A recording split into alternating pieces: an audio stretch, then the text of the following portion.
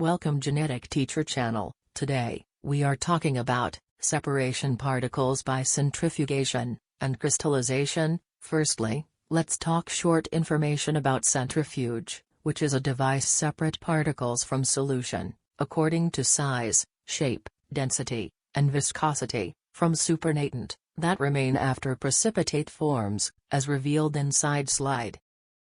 On the other hand, this slide show principal work steps of crystallization by cooling hot concentrated solution.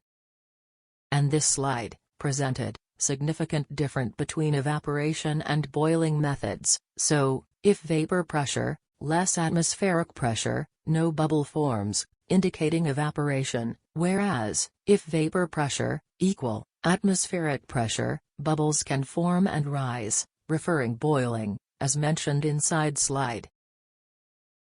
Finally, this slide presented significant forms of sedimentation, decantation, and filtration. Thanks for attention. Please like and share our videos, and subscribe Genetic Teacher Channel, and for any questions, please comment us.